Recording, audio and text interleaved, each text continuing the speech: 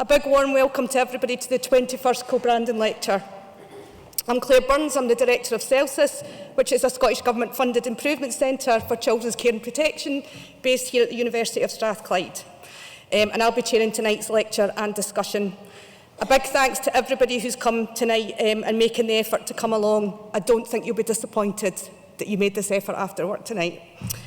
It's always a pleasure to be involved with the Kilbrandon Lecture, but a particular privilege tonight as Professor Scraton, or Phil, as I just get to call him now, is somebody who I've looked up to for a long time.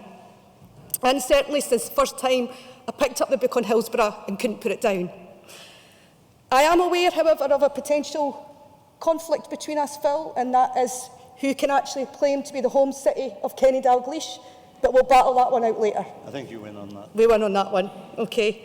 But to give Phil a proper introduction, I'd like to call on the Professor Ian Rivers, Associate Principal and Executive Director. Please welcome Ian to the stage.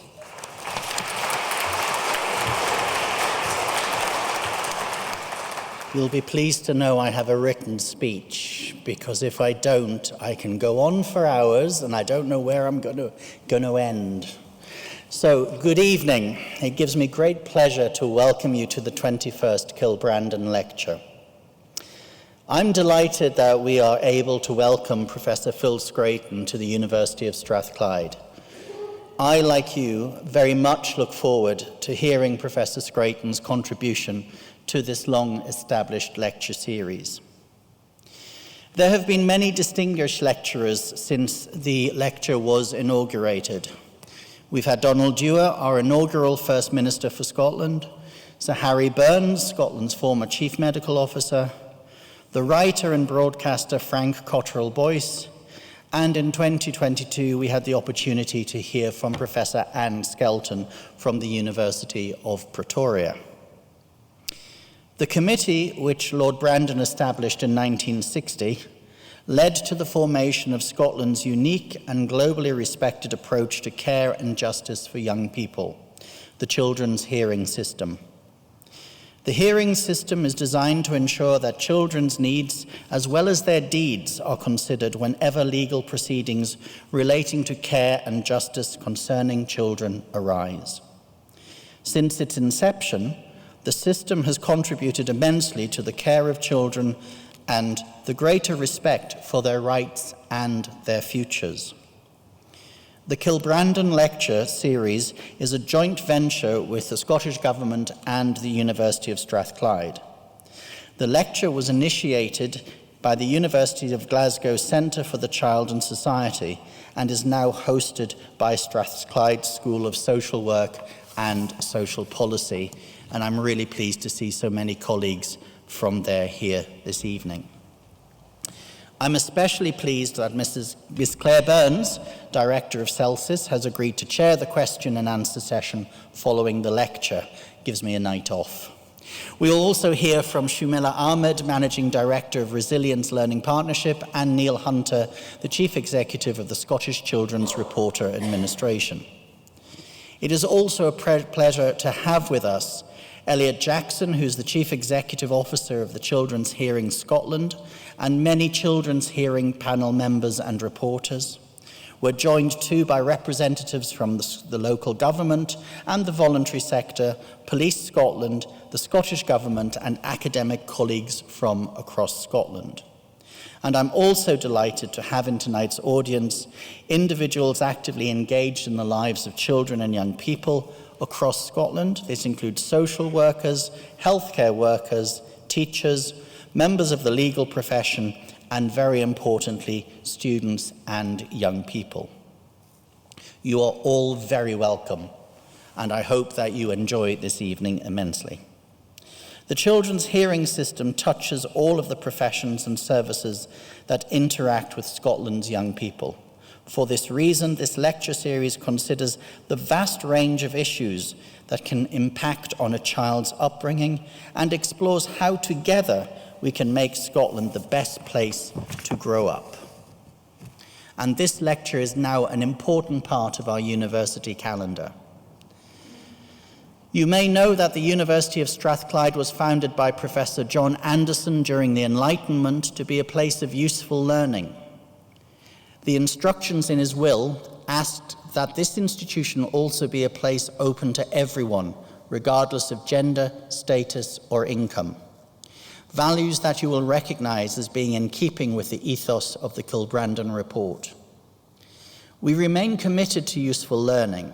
Strathclyde undertakes high-quality research and knowledge exchange across key research areas, including children and young people and families, health and well-being, citizenship and communities, and social and criminal justice. So let's turn to our speaker this evening. Ladies and gentlemen, Phil Scraton was appointed Professor in the School of Law at Queen's University, Belfast in 2003. He became Emeritus Professor in 2017 to concentrate full-time on his research and writing. A fellow graduate of the University of Liverpool, he received his PhD from Lancaster University. He has been awarded honorary doctorates from Edgehill University, Lancaster University, and his alma mater, the University of Liverpool. He has also held visiting professorships at Amherst College in Massachusetts, the University of Auckland in New Zealand, Monash University in Australia, and the University of New South Wales, as well as the University of Sydney.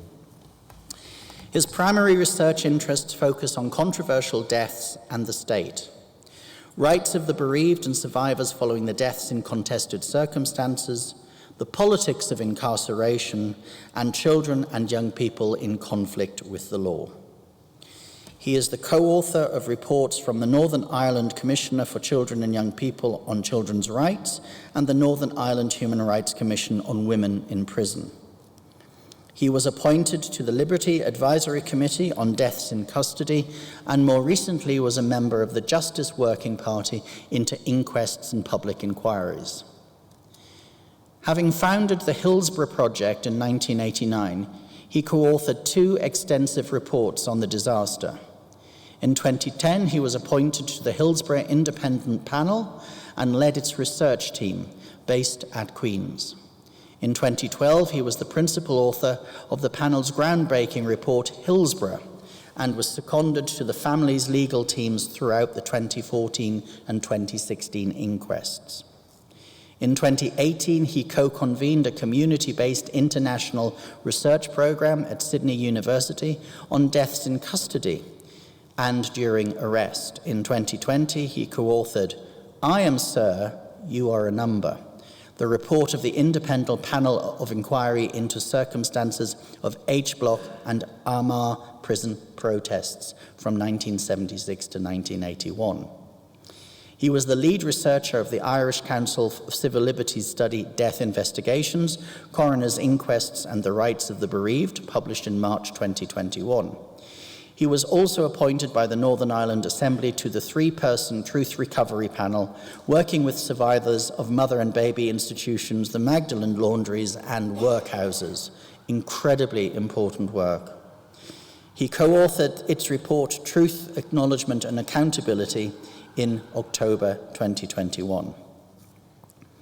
He is a founder member of Inquest, the United Campaigns for Justice, and a member of State Watch. Currently, he is chair of the Haldane Society's Inquiry into Official Inquiries.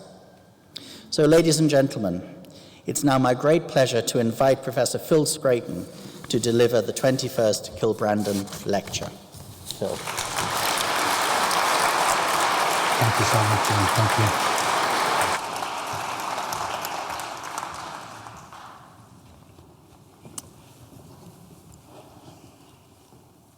An image that many of you will be familiar with, an image of our time.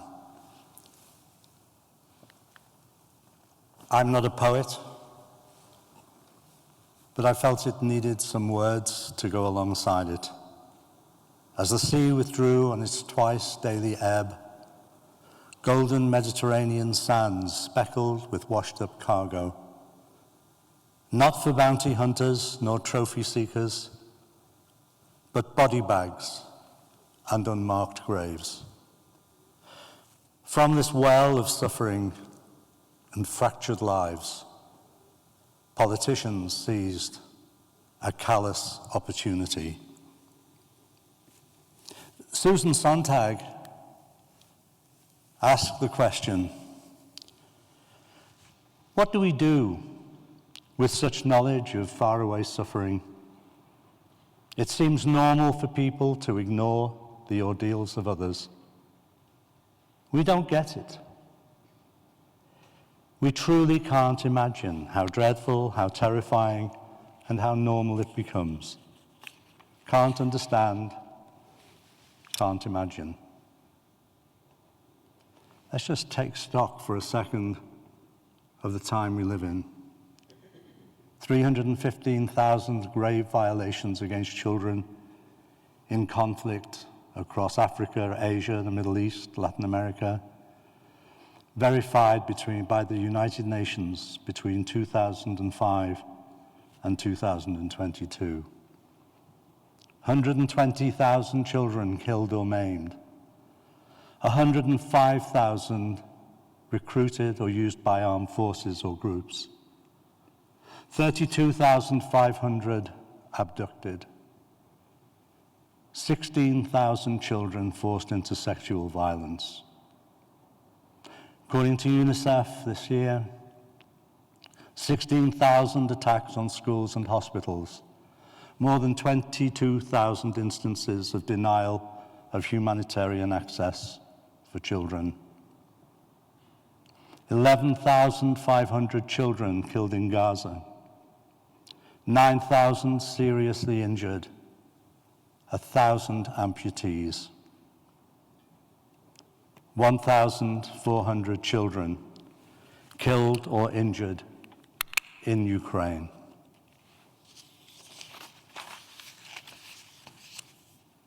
I asked the question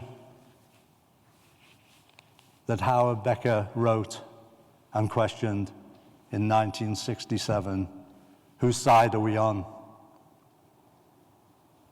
He was speaking in his address to the annual meeting of the Society for the Study of Social Problems and became one of the great deviancy theorists, criminologists of his time.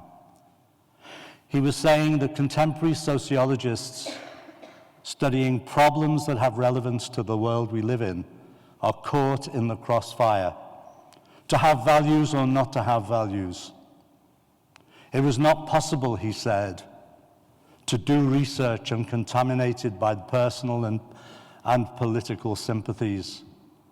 The question, he asked, was not whether we should take sides, but whose side are we on? My work now over the years has long dismissed the process of value freedom. The value freedom that I learned as a young sociologist was not value freedom at all. It had no value-free understanding. It was part of official discourse. It was part of a value of a state that I lived in, belonged to. And what Howard Becker said to me when I was a young undergraduate, in his writing, of course, was we should get into the situation enough to have a perspective on it, to challenge institutional and professional discourses. Thank you so much for that introduction. I really appreciated it. Made me feel quite old, rather than achievement, but I really did appreciate it, as I appreciate being invited to give this lecture. And I want to say the work that is being done in the 2 units here is really significant and really important. So where did this all start? It started on what we would call in those days a bomb site, a place in Liverpool, Everton Brow, which is now a park, which had been a pull-in for travellers who were on the road. Under the 1968 Caravan Sites Act, gypsies and travellers should have been accommodated by all local authorities. It didn't happen. And over 150 families were on that site. And the evictions began. Men who worked nights at Ford's were hired by a company to come and clear the caravans, the trailers, as the travellers call them, off the site. 4 o'clock in the morning, they marched up Shore Street onto the site, and with the police looking on, they dragged those caravans, those trailers, off their base, with children and families still inside. Just 3 weeks earlier in the West Midlands, the same thing had happened, only there were embers burning in a grate, and the trailer tipped on its side, set fire, and 3 children perished. That was what it felt like on those days as we tried to stop the evictions. And for me, as a young sociologist, I knew that bearing witness was really significant. And so we founded the Liverpool Travellers Free School. And with a panel of lawyers, we fought every eviction that we could. And that was the beginning. It was the beginning of my work on the Merseyside police, and it set me in good stead for when the inner city uprisings occurred, once again finding myself on the wrong side of the law. The people who were being incarcerated as a result of this led me into working in a prison, Walton Prison, now HMP Liverpool, on the politics of confinement. I taught an evening class. In those days, standard long hair, standard waistcoat, standard collarless shirt. I wasn't welcome in the prison. And I again witnessed something that I'd never seen before.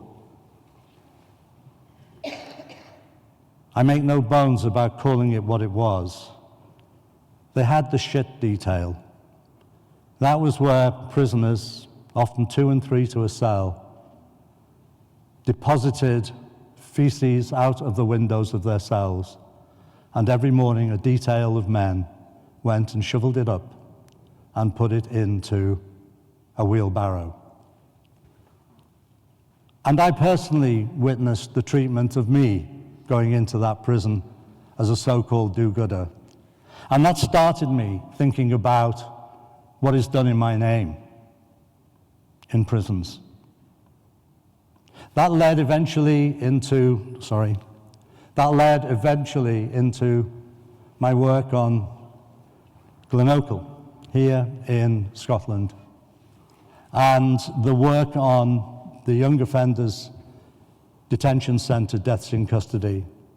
It also led to a panel that I was researcher and primary writer on the Peterhead prison uprising. That introduced me to Scottish prisons.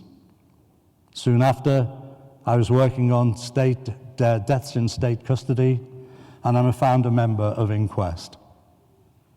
That led, in turn, to my work on researching the aftermath of disasters and contested inquests, fatal accident inquiries, and the rights of the bereaved. Of course, as you've heard, that was the precursor to Hillsborough Independent Panel. And then moving to the north of Ireland, the legacy of the Northern Ireland conflict. Work that I'm still engaged in, and only this week, only yesterday, there has been an incredible ruling in an English court, which will hold MI5's feet to the fire. And then founding the Childhood Transition and Social Justice program in the School of Law, and then, as you've heard again, the mother and baby institutions, Magdalen laundries and workhouses. I'm not telling this story to pat myself on the back. I'm telling this story because it's not about me.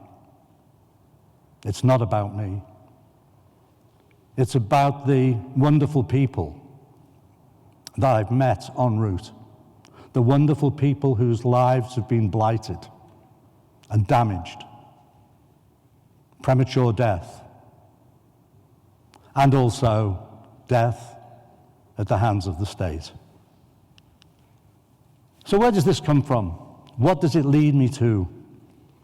It leads me to the core question that I started with. Whose side are we on? Whose side are we on when we're faced and confronted with power, authority, and the legitimacy of that power?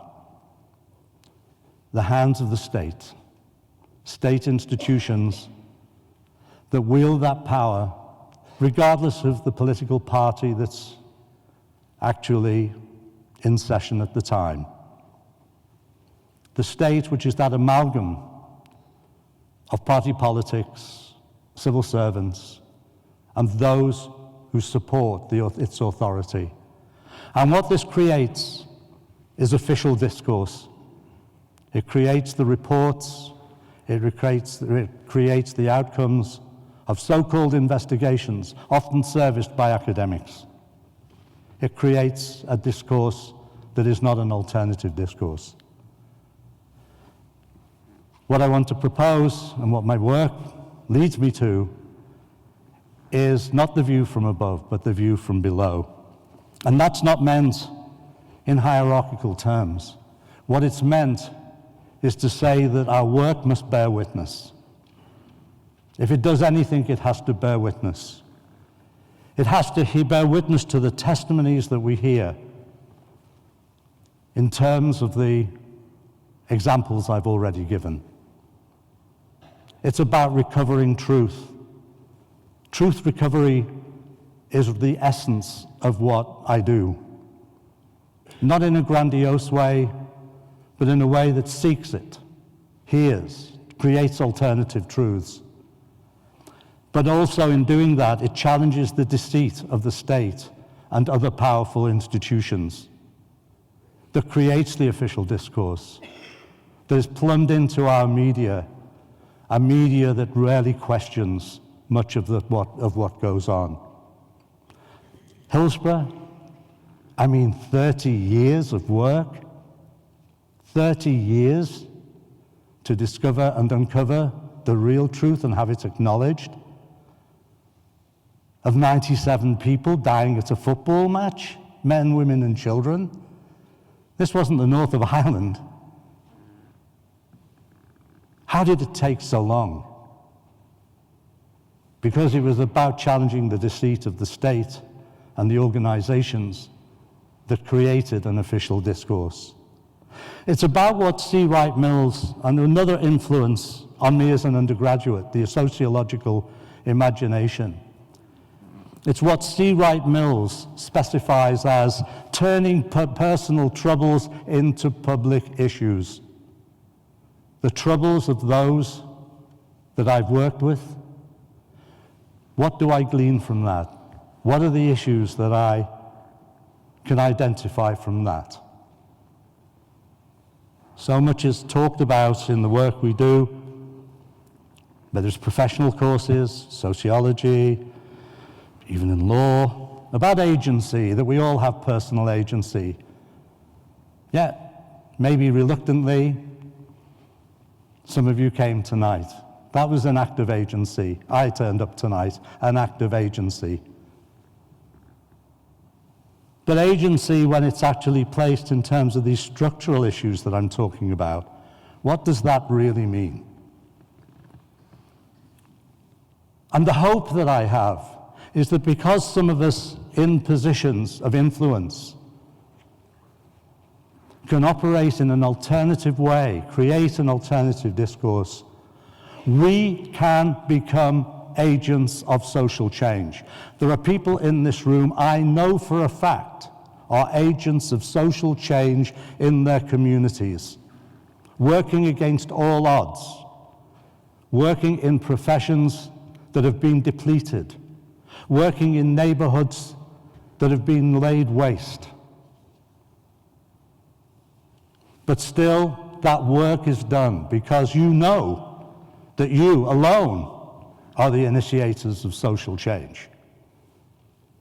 And it's about the personal experiences that we bear witness to, the lived histories, not the history from above, not the textbook history, but the lived daily histories that you all know exist in and around your communities. It's about mapping those social and cultural circumstances. And that's where critical social research begins its mission. It rejects the premise that knowledge is value-free or value-neutral. Rather, it is committed to establishing that it is derived, knowledge is derived and reproduced in the structural relations of inequality and oppression within our society. And Catherine Chadwick and I wrote that in 2001 as I suppose, a conclusion to much of the work we were doing, and because we needed to answer that question. What is so critical about the social research that you do? It's about tracing the relations of power and the politics of legitimacy for that power. It's about delving beneath the level of appearances that I've just mentioned, that goes beyond the social, political, and ideological constructions that surround us every day, every evening on our television, whether it's Big Brother or it's the latest game show or whatever. It all feeds in to ideological constructions of our life. It is about exposing acts of state institutional oppression. I would see that as being significant, not in a simplistic, objective way, subjective way, but in an objective way that actually pulls out those oppressions in challenging official discourse and so-called scientific knowledge. Science is temporary. Even hard science is temporary. It's only what we know at that particular moment in time. And scientific knowledge, therefore, is questionable knowledge. And in doing this, it's about exposing the myth of value freedom and value neutrality. It's about placing ourselves as academics, as practitioners, as people in our community, placing ourselves at the heart of the issues. And it's about disclosure. The context being understanding and analysing moments, events, and responses within their structural determinants. It takes us, as C. Wright Mills said all those years ago, into contextualising and explaining the structural relations of social and historical conditions. We're not born in a vacuum. We don't live in a vacuum. We inherit those conditions. And as Stan Cohen, the late, great Stan Cohen, who I was so absolutely privileged to work with, stating that it's about issues of profound concern, denied and neutralized and reconstructed. The researcher's responsibility is to uncover, report on, trace, disclose, disseminate information that troubles us. This is the academic mission. It's investigative, it's revelatory, and it legitimates that view from below that I was talking about. So how do we contextualize acts in this context? Any act. It's about ascribing meaning to acts. And Niels Christie, another person, I'm not name dropping, they're just people who've really been a big influence on my life. Niels Christie, the great Norwegian criminologist, summed it up for me in a nutshell. I could steal the quote, but I want to give it back to where it came from. Acts are not, they become. So it is with crime. Crime does not exist. Crime is created. First, he says there are acts. Then follows a long process of giving meaning to those acts. And I think that he's making a profound point here, as did Howard Becker, who I've already referred to, who I came across as an academic. The act's deviant character lies in the way that it is defined in the public mind. That is so important. I'll be mentioning the Bulger case in a second, and the sheer absolute astonishment of our colleagues in Sweden and Norway when Dina and I went there and they questioned how a state could deal with children in the way the state had dealt with children 11 years old in solitary confinement, then given the equivalent of what would be sentences for their lives as children and young people. Central to the process I'm talking about are the ideological constructions that underpin the meaning of everyday life, the life that we live, the life that we lead.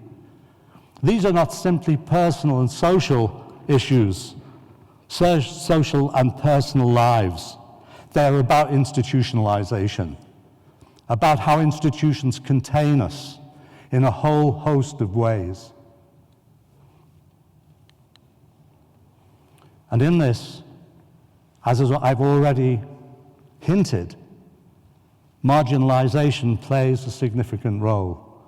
Childhood, youth, communities, in the context of time, place, culture, and social order. What I'm talking about here is how within that time, place, culture, social order, marginalization emerges and consolidates. And where does that come from? It doesn't come out of nowhere. We know what privilege means in our society. It's about wealth, it's about poverty, it's about class. It's about witnessing the excesses of racism and sectarianism, of how patriarchy constructs and reproduces gender and sexuality relations, and all that that leads to for every child. But also, it's about age, ageism, and what we call adultism. There isn't an ism for what we do to children as there is racism. So we'll have adultism, a way of seeing, viewing, marginalizing the child. Each instance I wrote in Power, Conflict, and Criminalisation of impoverishment, sexism, homophobia, racism, sectarianism, or child hate. Yes, child hate. Oh, Phil, that is such a big phrase. No, it's not. When you look at the excesses that children have to put up with, I'm afraid child hate fits the bill in the same way as racism or sexism or homophobia. Expression of agency has its particular circumstances and lived history, yet they cannot be researched, they cannot be analyzed, they cannot be fully comprehended without location in the determining context of structure. This takes me back to another wonderful book that had a great influence on my life, Simone de Beauvoir, The Second Sex. I was introduced to Simone de Beauvoir at university, not physically, but by my tutors. I think most of you know how. She was Jean-Paul Sartre's wife.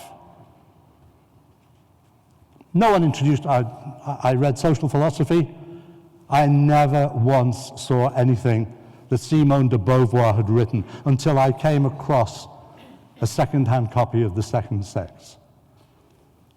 And then I realized where much of Jean-Paul Sartre's ideas had come from. In that book, she says, humanity is male and male defines woman, not in herself, but as relative to him. She is not regarded as an autonomous being. She is defined and differentiated with reference to man, and not he with reference to her. She is the incidental. She is the inessential, as opposed to the essential. He is the absolute, she is the other. Now, we will read many sociology, politics, law texts where the concept of other and othering is used automatically. When I read this the first time, I never heard of it as a phrase. Never once. And if you turn the page, she says, others included, blacks in the USA, indigenous peoples in the colonies, proletarians within capitalist economies, women and girls throughout patriarchies. But nowhere does she mention children as other. Children as other in the structural sense, in the structural contextual sense. Henry Giroux more recently wrote, children seem absent from any public discourse about the future and the responsibilities this implies for adult society. Rather, children appear as objects, defined through the debasing language of advertising, of consumerism, often portrayed as a problem, a danger to adult society, or even worse, irrelevant, dangerous, mindless, addicted to drugs, or socially irresponsible, and almost always crassly immature. A whole generation of youth have been labeled as super predators, spiraling out of control. And when I read that, I thought, yeah, that's written about the United States. And it sort of took me back to Stan Cohen's early work on folk devils. During periods of significant cultural change, he argues, a dramatic image of young people emerge. The folk devil enters popular discourse, powerfully challenging societal values and interests. Public disquiet is resolved by the media identifying certain social groups as scapegoats or folk devils, visible symbols of what is wrong with society. And working at the Open University with John and Mike at that time, we wrote the whole Crime and Society introductory course based on this principle. But also, Stan had written about moral panics, heightened emotion, fear, dread, anxiety, a strong sense of righteousness, intense public hostility, condemnation, more laws, longer sentences, more police, more arrests, and more prison cells, a crackdown on offenders. And that was the consciousness that was in my mind when two young boys led James Bulger away in my home city, abducted him from a shopping mall. Most of you will have seen the CCTV coverage. Eventually, the two young boys were arrested after many others had been arrested in a police trawl, held in solitary confinement for 9 months, charged with murder, prosecuted in adult court, clearly didn't understand the process, had no idea what was going on around them, found guilty, imprisoned at Her Majesty's pleasure, and then the remarkable notion that the judge decided to disclose their identities, allowed the media to publish photographs. How is that represented in the media? I'll be quick with this, because it's unbelievable when you read it now. Sullen, introverted, English, loutish, a nation of vipers has been bred, immoral, childish viciousness, horribly precise to the degree it was childlike, random, aimless, and without conscience. Janet Deddy didn't even think that it was exceptional. She thought this was just childlike. The mark of the beast might not also be imprinted on their offspring. We can never know which of them is the Satan bug inside him. Devoid of innocence, old beyond their years, undeniably corrupt. Women wondered if they should have been drowned at birth. A nightmarish world, said Linda Lee Potter, where children are growing up virtually as savages. And it didn't get much better with the politicians. We're sick and tired of these young thugs. We must take the thugs off the streets. Kenneth Clarke, persistent, nasty little juvenile defenders without values or purpose, supported by social workers mouthing political rhetoric, wondering why the children in their care are so delinquent. David Blunkett, paternalistic, well-meaning indulgence within our societies of subculture of thuggery, noise, nuisance, antisocial behaviour, often linked to drug abuse. And Tony Blair himself, as always, cashing in on the rhetoric. We were witnessing a descent into moral chaos. Could only be avoided through teaching the value of what is right and what is wrong, avoiding a moral vacuum. And you know the phrase, you've heard it 101 times. Tough on crime and tough on the causes of crime. Why am I going back to 1993? Because it set an agenda which persisted throughout the next generations, criminalizing communities.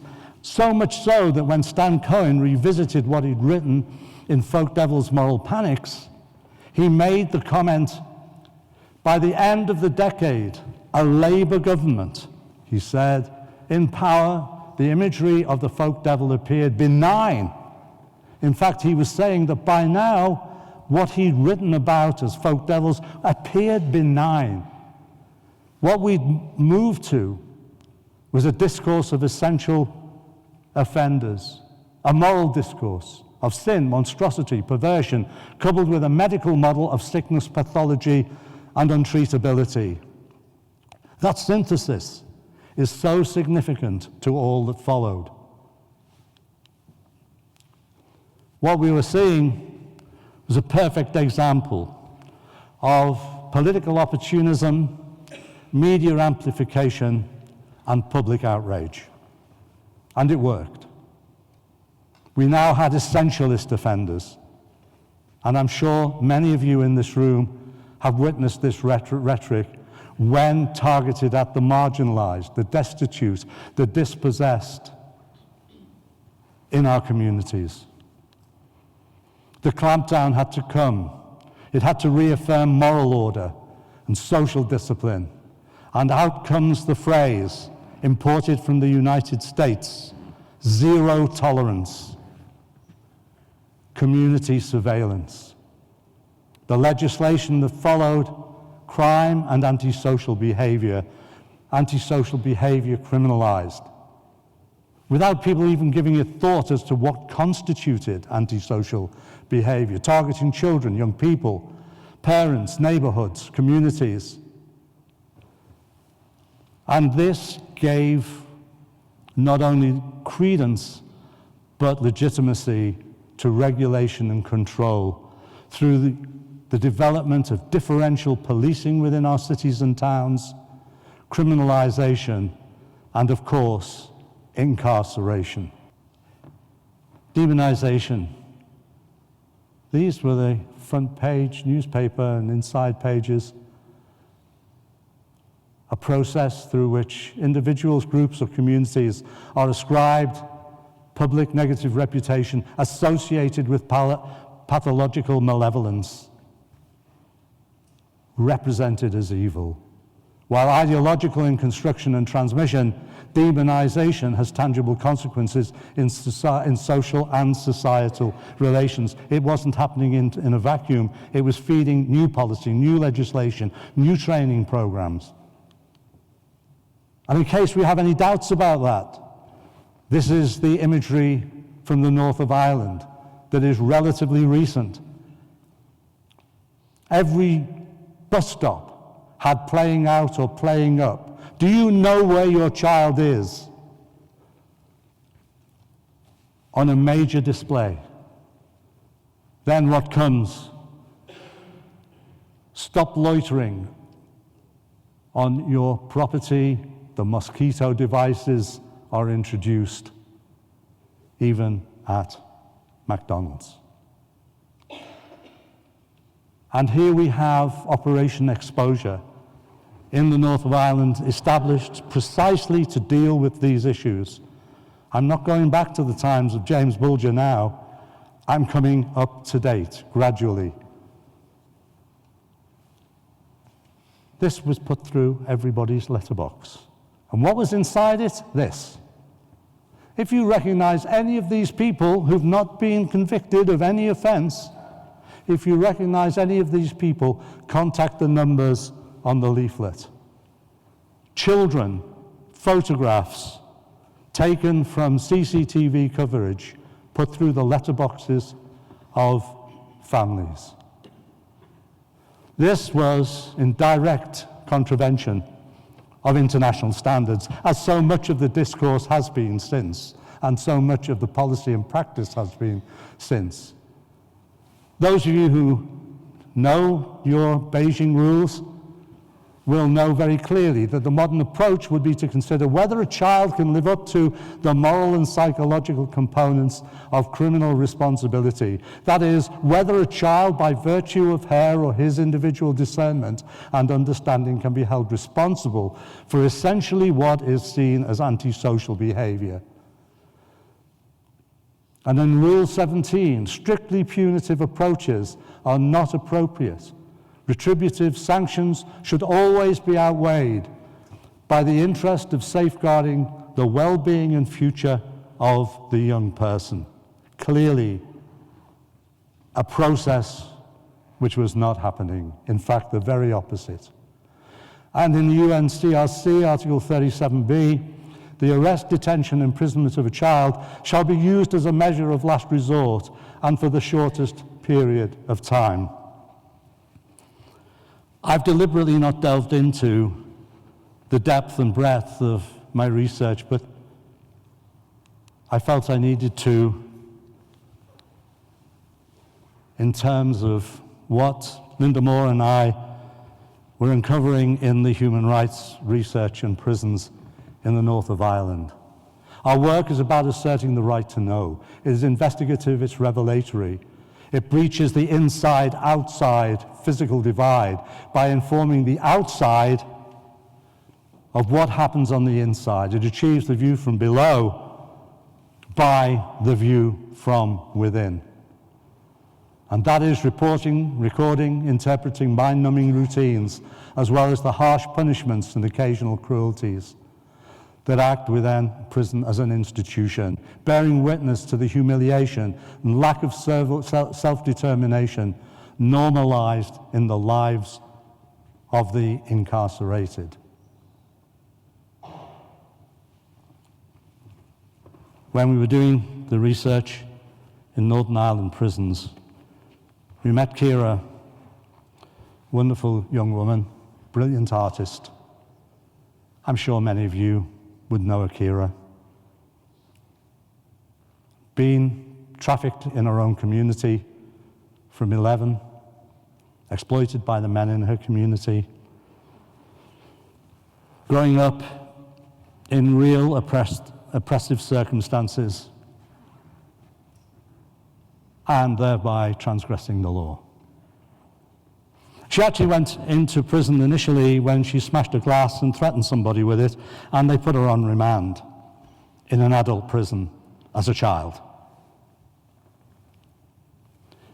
We met her when Linda Moore and I were doing the research, and we surprised the prison service because we had the rights of access through the Human Rights Commission. We surprised them by saying we wanted to see her. That day will live with me all my life. A cell, and some of you will have seen this, a concrete plinth, the mattress taken out all day, a jerry pot to go to the toilet in the corner.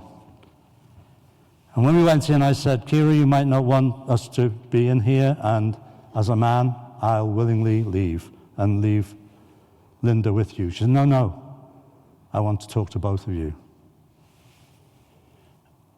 She had a canvas gown with the Velcro fastenings ripped off. It's held together with sellotape because she self-harmed on the Velcro. From mid-thigh down to her ankles, all her arms covered in cuts, lacerations, some bleeding. I said to her, what led to this? She said, that night I tried to hang myself. The voices, there's a clue, the voices tell me to do them, self-harm. I release the pain as well. It's terrible, so it is. Just look what they make me go to the toilet in. That's for nighttime. They don't give me underwear or nothing. I said, you're saying now you don't have underwear? No.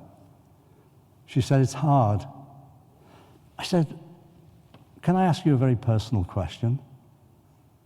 What do you do on your periods?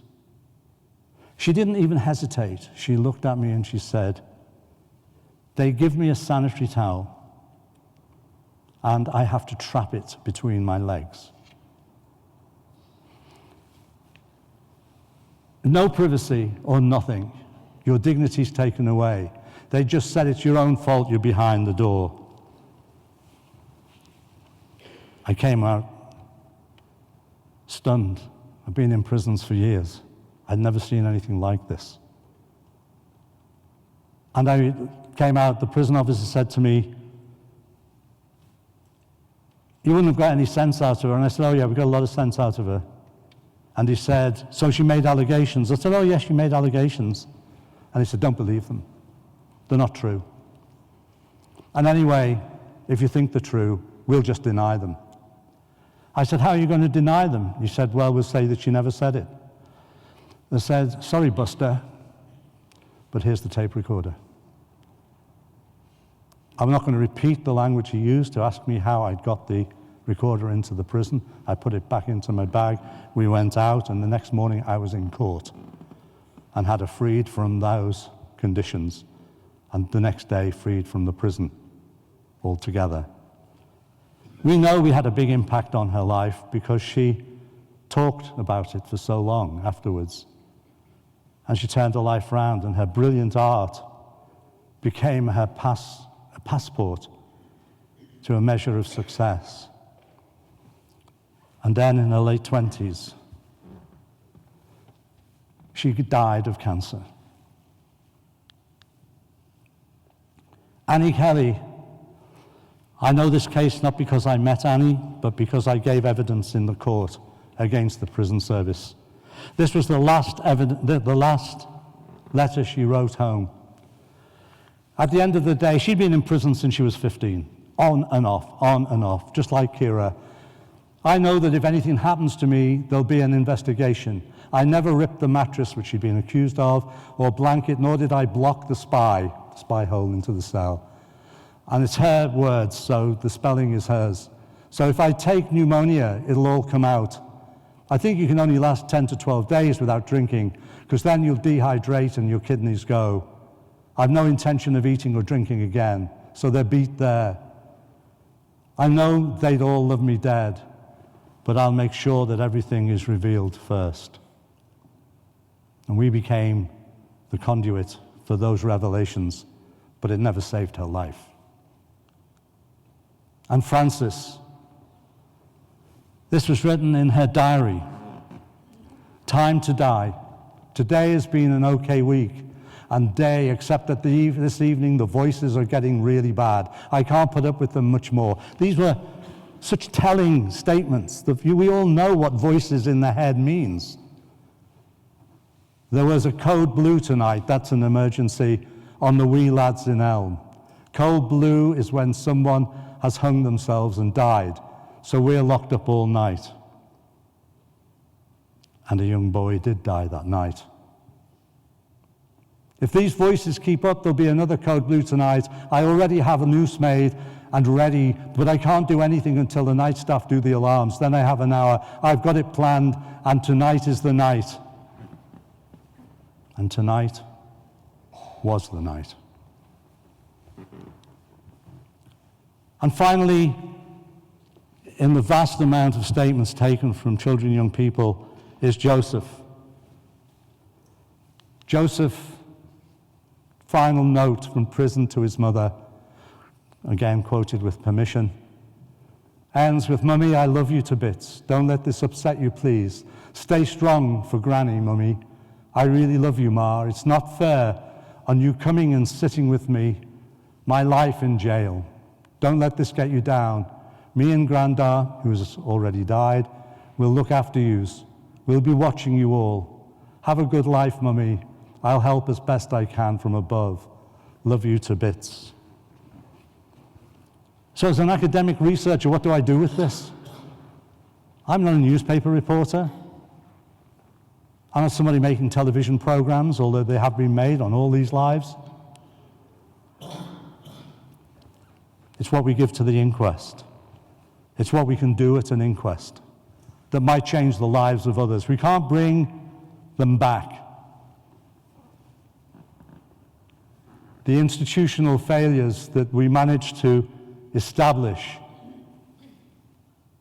in terms of their incarceration, 15 relating to his transfer to prison, reception, healthcare, and lack of observation. And systemic failures in staff training, suicide awareness, documentary procedures, and monitoring prisoners at risk. Not only directed against the Northern Ireland Prison Service, but also against the health service. You think to yourself after that, what have you achieved? Well, I know what we've achieved for the families, but what have we achieved in terms of real structural change?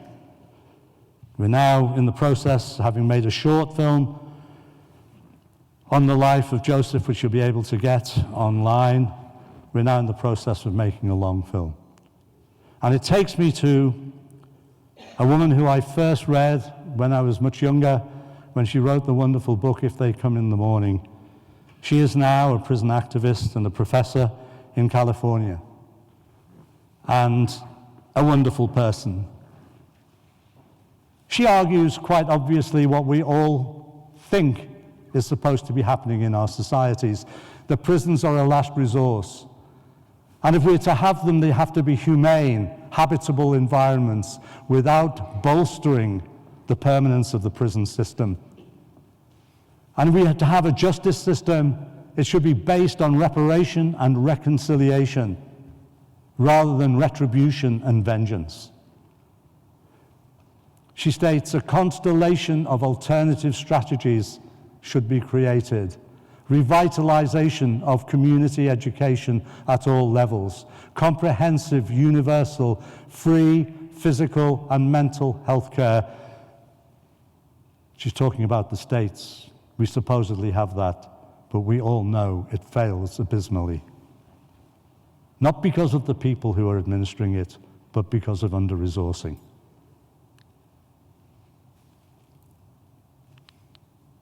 So, where am I going with all of this?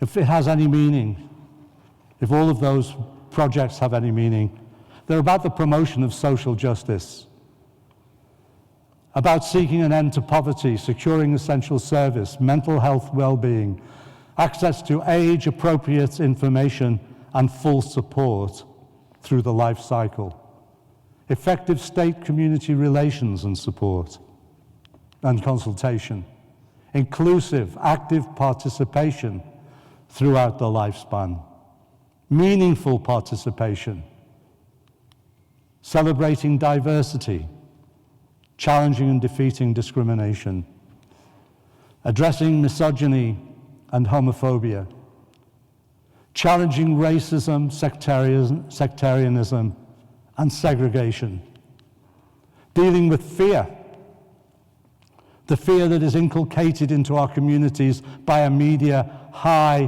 on desperate stories, challenging the stereotypes. Oh, and it sounds so wishy-washy, doesn't it?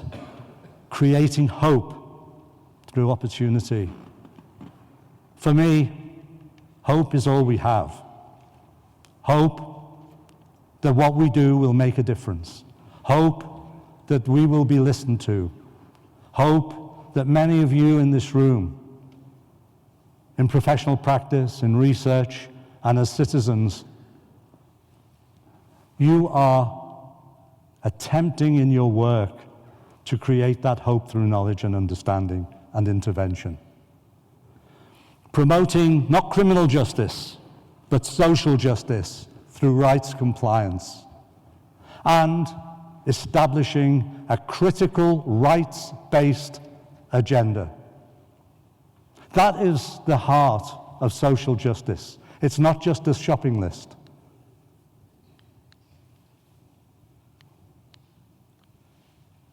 Rights are not simply entitlements. They're more than that. They should never be conditional, nor should they be transactional. They should be embedded in our lives. Children and young people as Quartrop states, are human beings. They're not simply human becomings. They have voice. They have knowledge. They have understanding. And they're social actors in all aspects of our lives. And in our practice, in our work, that is what we have to keep to the front. Having said that, they have special status because they have inherent individual and structural vulnerabilities. Many of us do, but children particularly, because they don't have voice. They have evolving capacities. And as you go back again to the phrase, many of the people in this room will be advocates for those young people. You will advocate their interests in consultation with them. They should be participants in our society, and central to that is protection from harm and the realization of their rights. Children's rights and status requires, as Dina Hayden, who's here tonight, and myself have written, children's rights and status equality requires a fundamental shift in the structural relations and determining contexts, a phrase that I use consistently, of power which marginalize and exclude children and young people from effective participation in their destinies. Yeah, 20 years ago that was written. I stand by, I know Dina stands by every single word. So, drawing to a close, what is the role of the public intellectual? I don't like the phrase because I don't want to set myself above anybody else.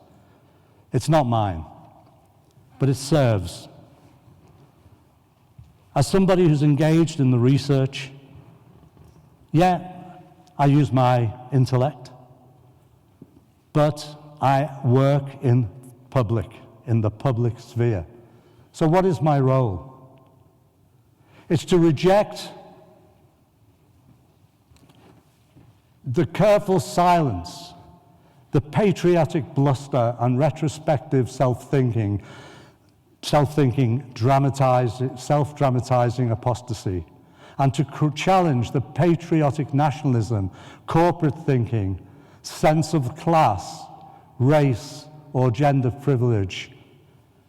I couldn't have said that better than Edward Said. It's about developing a comprehensive historical, political, economic, socio-legal analysis of all of those issues that I've talked about tonight and more besides.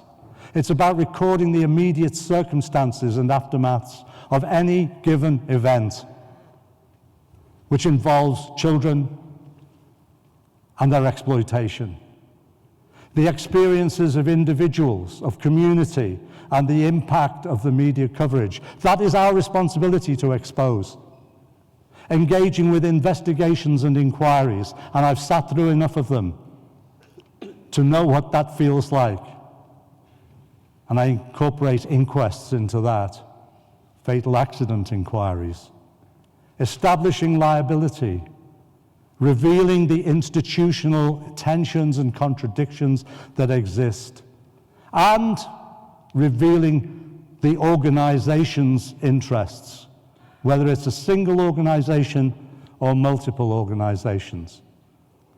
But most significant in all of this is how we monitor state investigations, how we participate, the significance of public participation in all state investigations, whether they're inquests, official inquiries, whatever, and also community engagement. When we completed the work on the mother and baby institutions, we recommended, as had happened at Hillsborough, not a simple public inquiry. We know how that gets derailed by vested interests. But a panel, an independent panel of experts, in inverted commas, with the relevant expertise to look at all aspects of what had happened in the mother and baby institutions. We revealed much of it, but we now needed to have this developed. And to develop it, not in isolation from a public inquiry, but as a forerunner to a public inquiry, so that it plumbs into a public inquiry, so that people who are most damaged, most hurt, don't have to go before a public inquiry to be questioned by smart lawyers representing the state, and then, as had happened so many times in the north of Ireland, coming away saying, I've relived my trauma. I feel worse now than I ever did before. What we did in the mother and baby work was we interviewed people in their own homes, at their leisure, in the way they wanted it. They didn't have to get dressed up. They didn't feel it was their day in court. It was their day in their home, telling the truth as they knew it. That's what gave the substance to that report. And for me, that public participation has to be developed and used in a way that enables those voices to be heard. And you've seen it. A person comes into court. They're in their best clothes. They've really dressed up. They've waited for this day for many years. And one after other, representing different state institutions, their testimony is destroyed. What do you mean? You were on your hands and knees, 8 months pregnant, scrubbing a floor. What do you mean, with a nun standing over you? When was this? How do you know you were 8 months pregnant? Well, I remember. No, but how do we know that your memory is accurate? Well, I might have been 7 months pregnant. I might have been 6 months pregnant. You know, you're asking me to go back now 30 years. And then she feels she's diminished. She's suffered it all over again, and her testimony is doubted. I've seen it happen. I've seen particularly women coming out of those inquiries and investigations saying, I've lived through it all again. I saw it after Hillsborough. Why did we go through it all again? Standing 10 years after Hillsborough, when Jack Straw set up under Lord Justice Stuart Smith, set up an inquiry. Lord Justice Stuart Smith, one of the most reactionary judges in the British state. I gave evidence. I took families with me to give evidence. And I watched what he wrote about their evidence and what he wrote about me. It didn't really matter what he wrote about me, but it did matter what he wrote about them. And then the Hillsborough Independent Panel exposes all of that. 30 years. Family members who weren't even born. Many others who died prematurely. People say to me, how many people died at Hillsborough? I said, at Hillsborough? I can't tell you precisely at Hillsborough, but in the immediate aftermath of Hillsborough, or short over 97 eventually. And they go, wow. I said, but that is minimal. Ask me how many people have died as a consequence of Hillsborough, who've suffered premature death, who've not been able to live with themselves. And I go back to one of my close friends, Eddie Spirit, and I watched him having had the experience of Adam dying in his arms, his son, and being right at the forefront of the fight for justice. I watched him in his 50s developing the early onset of Alzheimer's and dying soon after. Every bit as much a victim of Hillsborough, a death related to Hillsborough, as Adam had been. Chile, 1973. Could this happen here? No. But it did happen in a democracy. Pinochet ousts Allende. People are hoarded into the stadium, executed. Still, many bodies have never been found. I'm not making a direct comparison to that at all. But what I am going to quote from is the wonderful Ariel Dorfman's play that he writes about Chile, because he sums it up far better than I could ever do. They found a way of speaking out, the men and women whose voices have now reached us, decided that they could not live with themselves if they did nothing. They could not stain their lives by remaining silent. They understood that if they witnessed the suffering inflicted on themselves or others and did nothing, they were in some twisted way being turned into accomplices. They had to face the long nights when it seemed nobody cared, when the darkness of apathy seemed to surround them, when their voices did not seem to receive the echo and the answer they needed. The echo and the answer they needed. It seems apt that in a hall where I can hear my voice bouncing off the walls, the echo and the answer is the last word. That is the role, the duty of the critical academic activist. And I'm sure so many of you understand that on a day-by-day basis in the excellent work you do in your communities. Thanks for listening.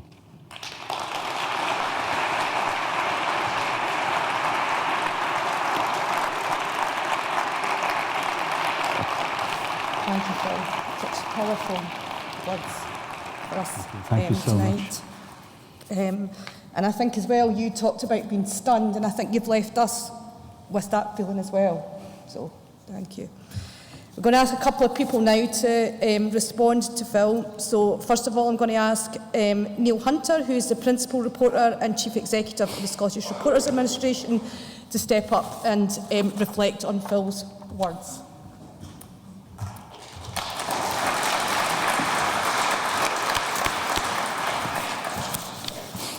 Thank you, Claire. Thank you, Phil. Thank you to all of you for coming out tonight. It's great to see so many people. I think for me it underlines the continued relevance of the Kilbrandon report and the principles and the ethos of Kilbrandon that are so strong still in Scotland. And I was really, really impacted by Phil's lecture tonight. An incredible career, an incredible commitment to advancing social justice, to challenging corruption, to exposing abuse and exploitation. You called yourself an academic activist. It's quite clear from your work and from the programme of work over decades that you have achieved so much in changing the tone of our social narrative across Britain. But we are not beyond the forces of regression and reaction. We can feel them. They're around us. They're getting stronger. Children, as ever, are in the middle of that dialogue. The public discourse has undercurrents that are now starting to surface. We have a sense in Britain and in Scotland that we have to be really cautious about what happens next in our history, in our political movements, in our policy, our practice and our delivery of public services to children and young people. Add to that Phil's comment, which we'll all readily understand, about the global trampling of children's rights to life and to safety are being ignored through conflict, through war, through poverty, starvation. We are trying to tell a different story in Scotland. We are trying to remember when children in this country were demonised, when children's behaviour was criminalised, where children were scapegoated.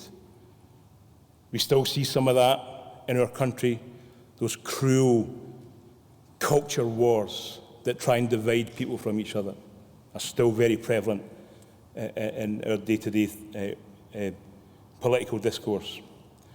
We are trying to tell a different story in Scotland. We are trying to weave into the fabric of our policy and our practice the ethos of Kilbrandon. We are trying to make sure that we are the carriers of the torch for the Kilbrandon legacy. We see huge correlation between what Phil's talked to us tonight about and the work that we try and do every day, everyone in this room. The needs of children have primacy over their deeds. Children manifest a sense of issues they're encountered in their life, and those can be manifest in how they act and react and behave.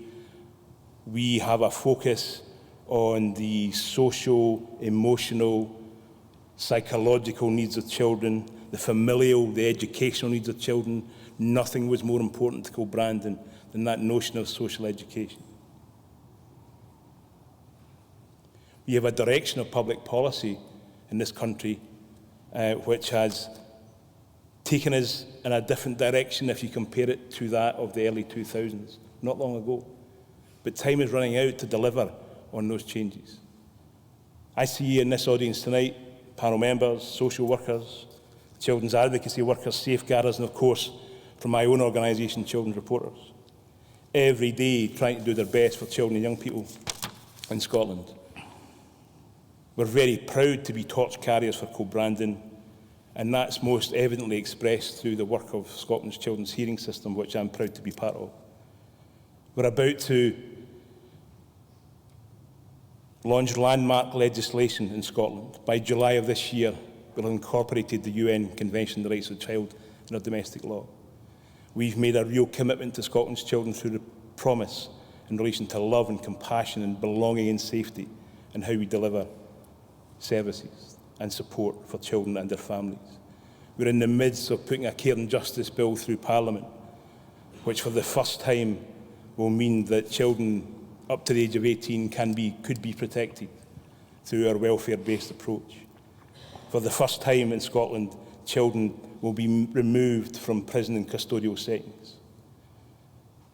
For the first time, we have an opportunity for children's rights to be fully realised for children who are in conflict with the law. It's based on, I think, that continued interweaving of the Kilbrandon principles and ethos in our day-to-day work, in our day-to-day practice. I'm proud that the work of panel members, the work of children's reporters, the work of social workers, the work of a whole range of professionals, in part is about making sure that interventions in their life, interference in their rights, has to be justified and proportionate and based on evidence and based on a child's best interests. In effect, picking up some of Phil's challenges to us tonight, ensuring that the state does not overstep in terms of its interference in the privacy of children's lives and the lives of their families. People in this room every day through their practice are working for social change. They're working to improve the conditions of children and their families and protect children from harm. We are trying to seek truth from children and young people and their families and use that by listening and hearing and understanding and acting alongside their experience. It's imperfect. We have a long way to go, but our aspiration is really clear. However, everything we have achieved in the last 10, 15 years is at severe risk if we do not get the next bit right. The next bit right is about delivering meaningful change for Scotland's children, making sure that we have take every opportunity to further their rights, to hold ourselves to account, to make sure that we have faith in our ability to deliver the progressive policy and legislative change that we've been looking to deliver for the last 15, 20 years. But time is running out. We see the narrative around children starting to change. We see the demonisation of children coming back into our public discourse. And we have to be really cautious about what happens next. We've got one opportunity to get this right for the children of Scotland in terms of the next few steps. So our work has never been more important, colleagues. Our opportunities have never been so valuable to us. I have a real sense, and to use Phil's words from tonight, there is hope. There is hope through opportunity. The opportunity is there for us to take it. We have to do it well, and we have to do it together. And I have a huge admiration for everyone in this room, a huge respect for the work that you've done over your academic career, Phil. Thank you very much. Thank you. Thank you, Neil. Again, more powerful words for us to consider. And now I'd like to ask Shamila Ahmed, Managing Director of the Resilience Learning Partnership, to step up and give us further reflections.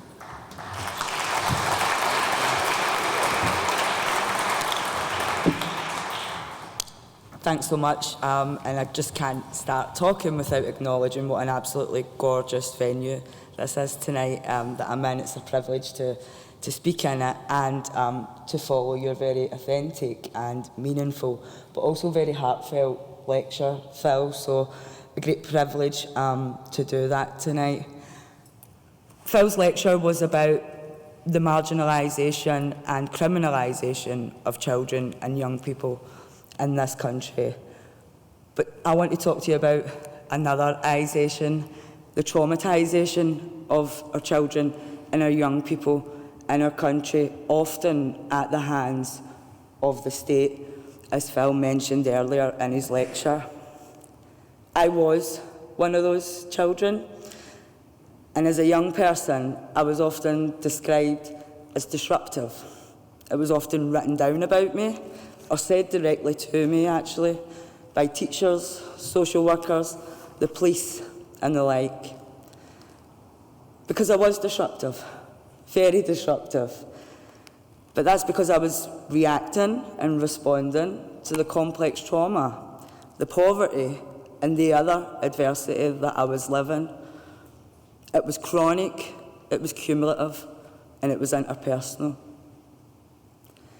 But my reaction to that trauma, to that adversity, was really normal. It was a really normal, natural response, but it was just my life. And unfortunately, there wasn't somebody like Phil on the sidelines saying, this is trauma, this is adversity.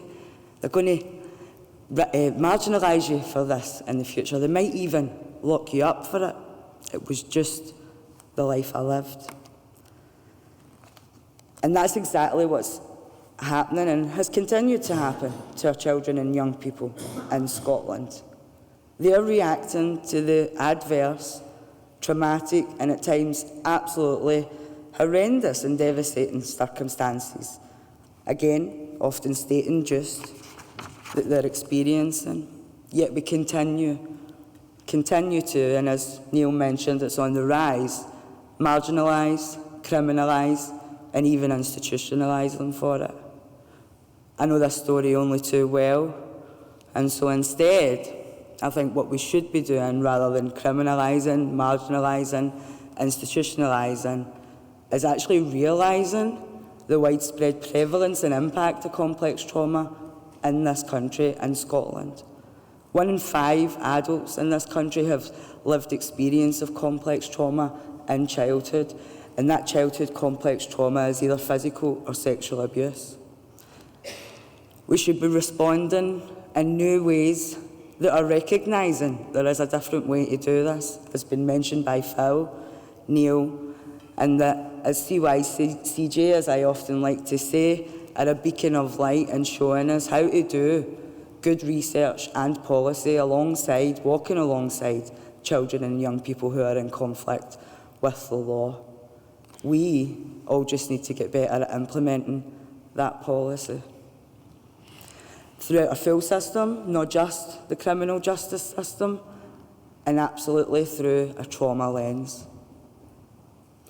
And we should, at all costs, be resisting the re-traumatisation of our children and young people whenever they come into contact with the system, all systems and all parts of those systems.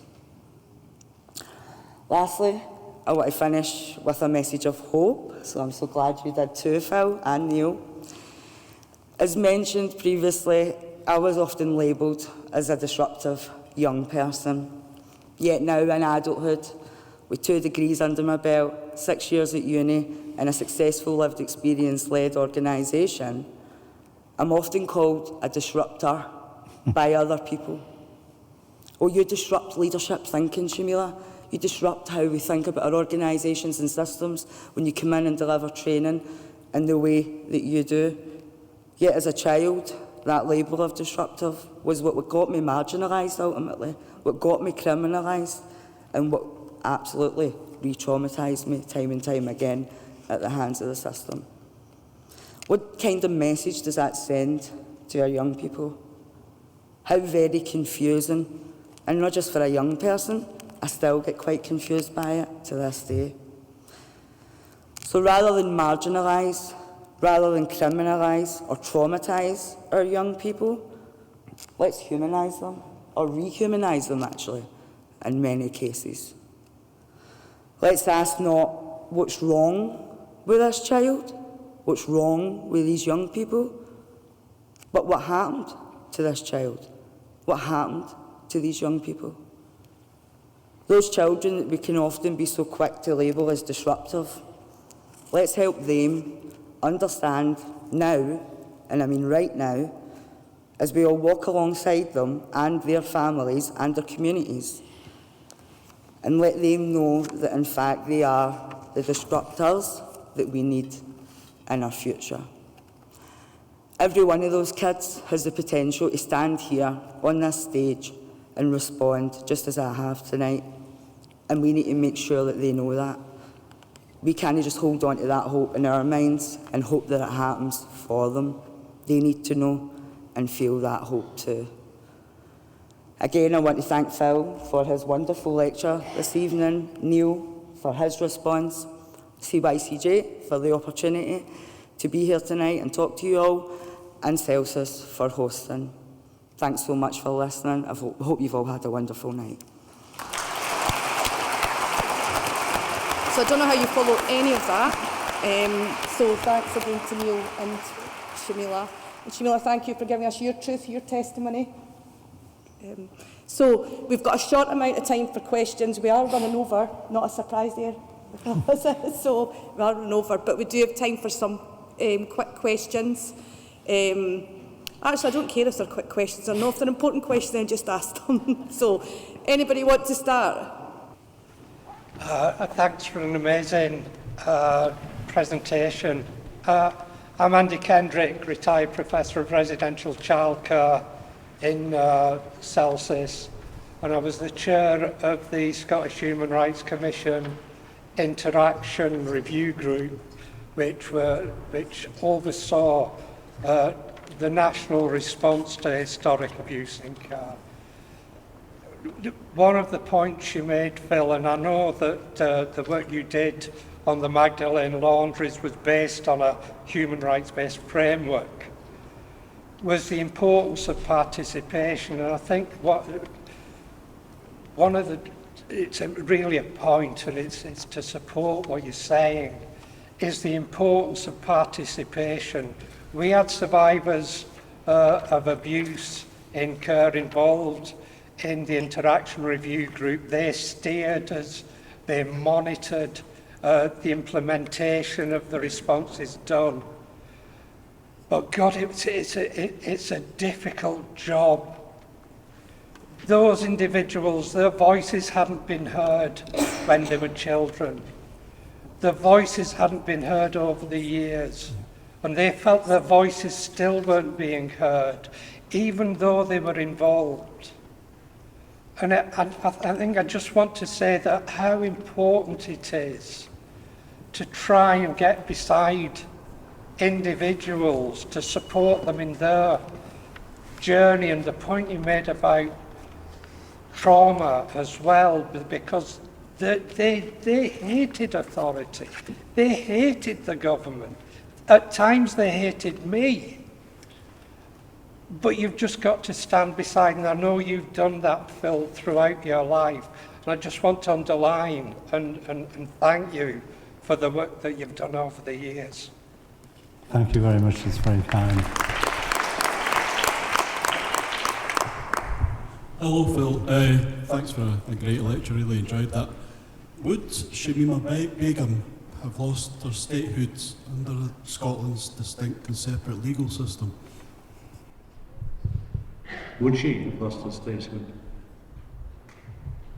I mean, it's a complete disgrace that she has lost her statehood.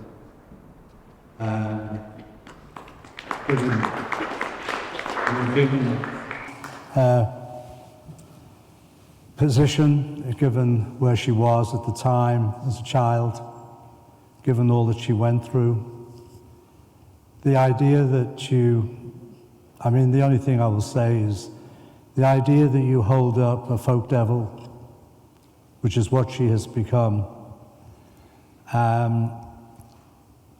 in the way in which that has happened, to exclude her from any society is beyond the principles of human rights, no question about it.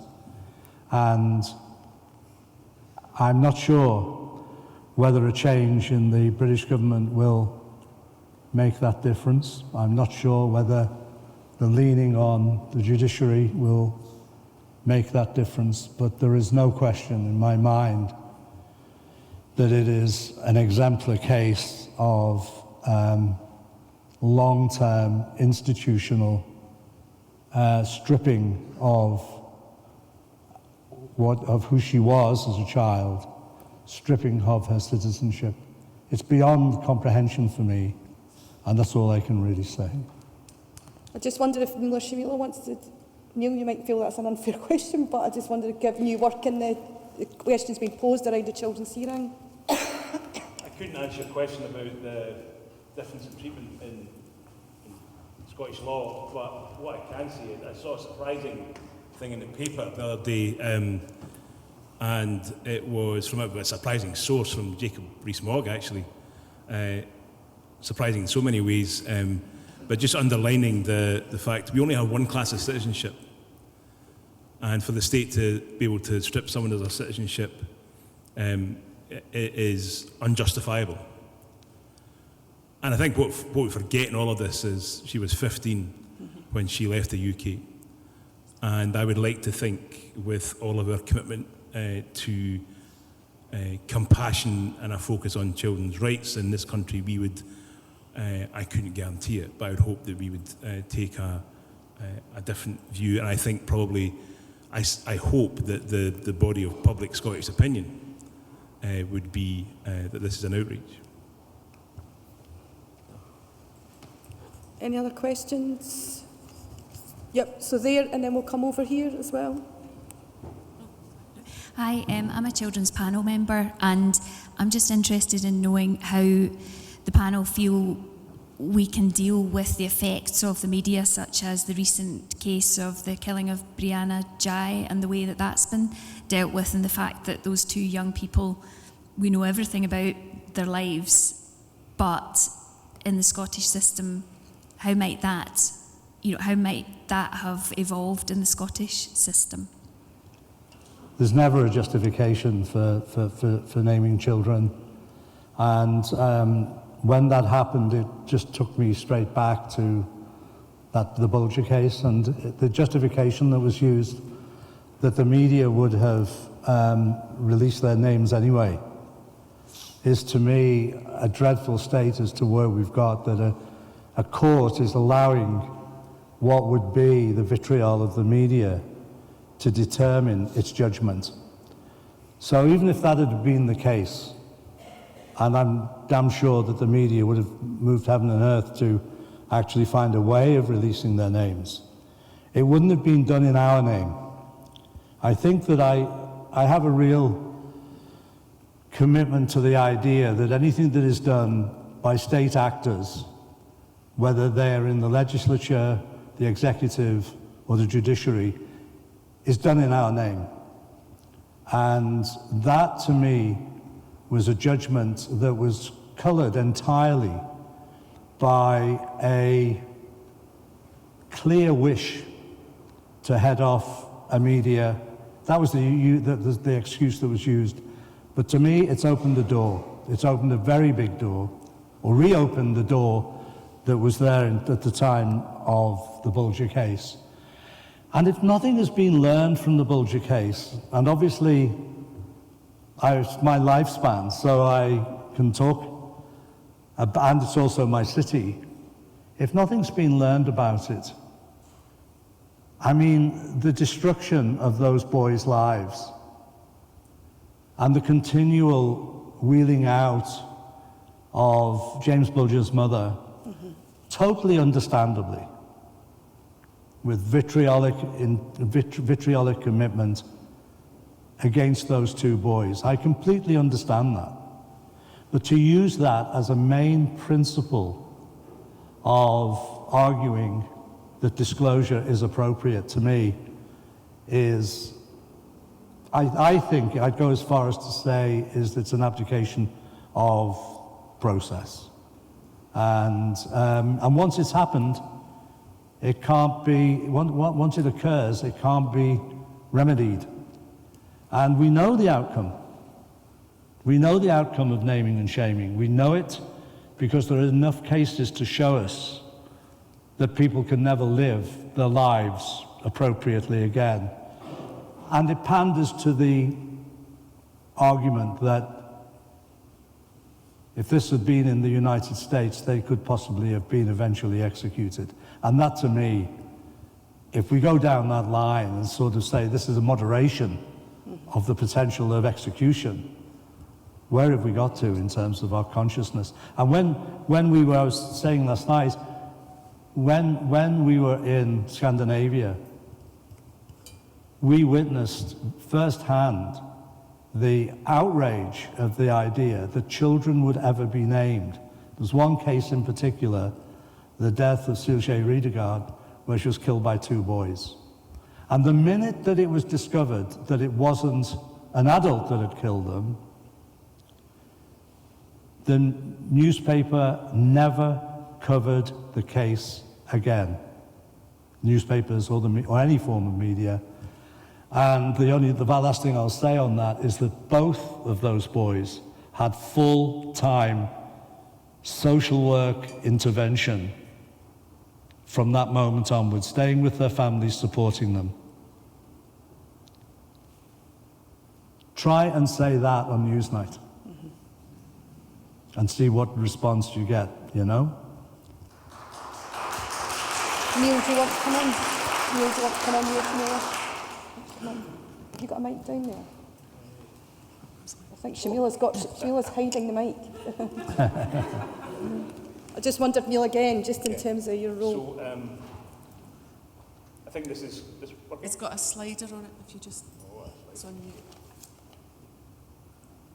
Better? No? Yeah, that's good news. So, Kieran Justice Bill going through Parliament at the moment is looking at disclosure. I suppose my starting point, I can't think what public interest is ever justified by disclosing the name of a child. The motivation behind it seems to me to be punitive and vengeful in many ways. I hope that the parliamentary debate in Scotland will further restrict the powers of the judiciary to disclose a child's name and circumstance. I would like to see it go further in terms of a universal prohibition. There has been pushback. There's quite a bit of debate to happen in relation to this. But yeah, I can't see where the public interest is ever served, regardless of the circumstances, in naming a child. Thanks very much, Neil. I think we've got time for one last question, and then I'm going to go to final remarks to Raymond. Shamila, sorry, did you want to say something there? Apologies. I was just going to say that by disclosing, then we take away any possibility of any rehabilitation, especially for children who will never spend their full lifetime in prison. And if we want them to come out and not re-offend again, then yeah, we need to protect their identities. So there's no chance of rehabilitation if we do that. Yeah, people agree with you. Yeah, one last question. Yep. Mr. Hunter mentioned that a lot of initiatives are under severe threat. I would like to mention two things that have happened in this very city that are of extreme concern. Glasgow City Council has extreme financial difficulties, and during its budget they have cut 450 teaching jobs by 2027, 170 plus this year. Now, these cuts will occur in things like support for learning and what I used to do, which is working with children who are not attending school for a variety of reasons, including involvement in the criminal justice system. And the other thing that has been cut is the MCR Pathways mentoring scheme. This has helped over 2,000 children, and Glasgow was paying the salaries of 11 coordinators. They were all on temporary contracts. They're all going to be sacked at the end of March, and the project will finish in August.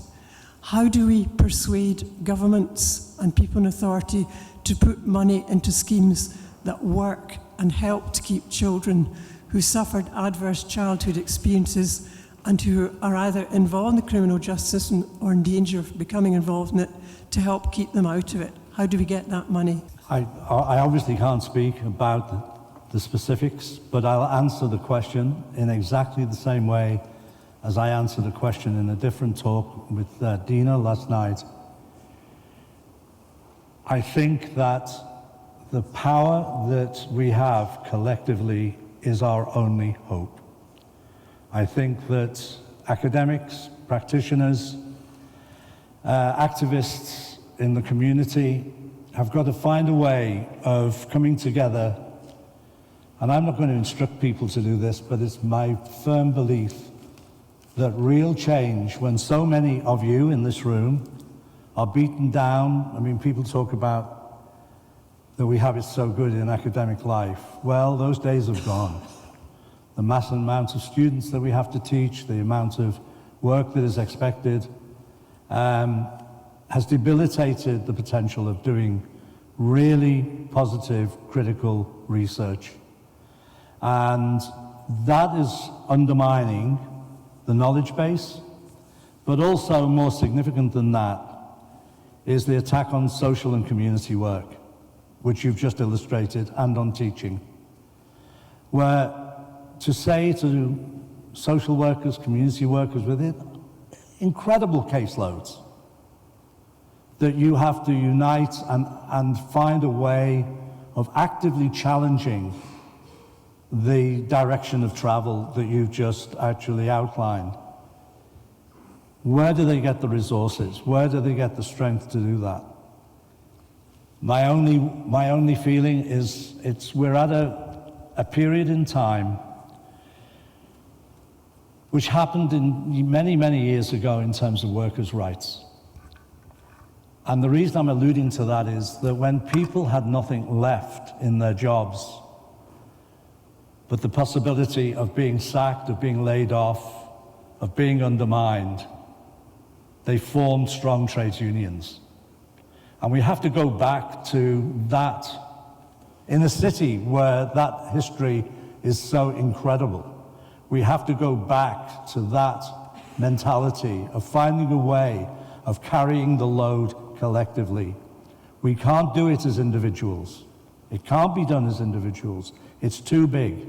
It can't be done through political channels, because we know that political channels are at loggerheads, permanently at loggerheads. They're thinking of the next election. They're thinking of what happens next and their own career in that. I'm not saying all politicians, but that is one of the real problems. In this room, and I said it last night, with the room that we had last night, in this room is a collective enterprise of people who share not always identical values, but consistent values around the issues we're talking about. I think it's about the mobilization of that. I really do. That is the only hope. And the centres here have got an opportunity, I think, to be the catalyst for that. I'm not saying that you don't do that already, but I think to find a way of being able to generate the messages that you are taking out there into the community, to find a way of bringing the unity of interest. And people of this number turn up to listen to me talking. Who is he? Yeah? It's about knowing that in here there is an incredible intellectual, social, cultural, and professional way of working that is shared. And it's about mobilizing that. And whether we're academics, we're activists, we're community workers, we're social workers, I think that is our current priority. Camilla, can you come in? I agree with everything, absolutely everything that Phil just said there, but I also, as someone who leads a third sector organisation, I think we need to get a bit real about the third sector itself. Some of our biggest charities in this country are unrecognisable from our state organisations, so I think we need to talk more about where our public money goes and spend it smarter. I'm also going to say something quite controversial, even though I'm a socialist at heart. We need to pay more tax. In other parts of the world where they pay higher tax, they have better services. In the Nordic part of the world, their services are phenomenal. Teachers are paid really well. They're also respected, highly respected, and they have phenomenal working conditions. We don't do that to our public service workers here in this country. And so, if we want good public services, we need to pay for them, and we need to get real about that. And it needs to stop being a political football that's kicked about. Some of us can afford to pay more tax. I'm now in a bracket I can afford to pay more tax. As somebody that was care experienced and homeless the majority of my young life, I'm up for paying more tax. Why is the rest of the public not? And why does it become a big battle when it becomes a discussion? We need to get really real. We say we want a lot of these things to change, and we are agents of change, but there are some real practical things we need to do. It's the same with the environment. If we want to save the world for the climate crisis, we need to make some really serious changes. Are we all willing to make those changes, really, when it comes down to it? Doug, you want to? Yes, I think you've earned that last word. Thank you very much. So I would just say, I worked in Glasgow City Council for nearly 20 years. I was very proud to do so. I know a lot of colleagues, former colleagues who are still there, who are being faced with impossible choices in terms of the constraints that have been placed in public sector spending across the board. As have been our organisation, as everyone in, probably in this room. I think we are disinvesting in children, and that's a real problem. A bit like Shamila, I wonder where the money in the world's sixth richest country is actually going. It's flowing upwards. We're disinvesting in our communities, we're disinvesting in our children. Ultimately, it's a matter of political choices, but I'd say that Glasgow has a particularly acute need, need for equity of resources to the city. We've got so much we could do in terms of seeing a better resource flow to Glasgow. Public services are being diminished before our very eyes. I agree with Phil. We need to take collective action. It can't just be about individuals trying to do their best endeavours. We have to create a really powerful narrative, and ultimately politicians make these decisions, and those are the people who we need to influence in the end. Thanks very much, Neil. So I promise you that we're going to a final very short vote of thanks, and then I'll also promise you that there is wine in the Winter Gardens after this as a thank you to sticking with us. But just to do a final vote of thanks, can you please welcome Raymond Taylor, who's an Honorary Research Fellow here at the University of Strathclyde. Thanks. It is my pleasant task to thank Professor Scraton for delivering the 21st Kilbrandon Lecture. Phil, in delivering your lecture, you have demonstrated your own values, your lifelong commitment to social justice and service to others. You have generously shared not only your experience and expertise, but also your deep personal commitment to improving the life chances of children and young people in conflict with the law. In listening to you this evening, what has resonated for me is your willingness to use your power and your authority, your talent, your position and influence to serve as a voice for the voiceless. So thank you for that. Can I also take this opportunity to thank Professor Rivers for his introduction and Claire for her chairing tonight's lecture so skillfully, and thanks also to Shamela and to you, Neil, for your personal and perceptive responses. I'd also like to importantly thank the Scottish Government for the continued support to this lecture series, and also to Fiona Dyer, Dr Graham Conley for their support in organising tonight's lecture, and to Nadia Mitchell and Fiona Lynn, colleagues from the University Events team, who make all of this happen year on year. Can I let you know that Strathclyde's Scottish Journal for Residential Childcare, edited by Graham Conley, is producing an edition in the near future that will contain a published version of Phil's lecture, and the recording will also be available on the Kilbrandon website, which the university hosts. Ladies and gentlemen, this lecture series, when it was originally conceived, was designed to celebrate Scotland's children's hearing system, to mark it out as an institution which reflects our distinctive Scottish values and Scottish culture.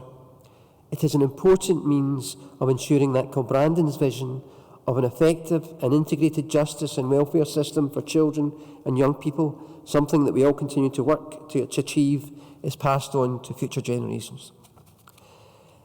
Phil, you have moved us and challenged us all this evening, and we thank you for this, and we are immensely grateful for the unique perspective you have brought to the Kilbrandon Lecture. Many thanks. Thank you.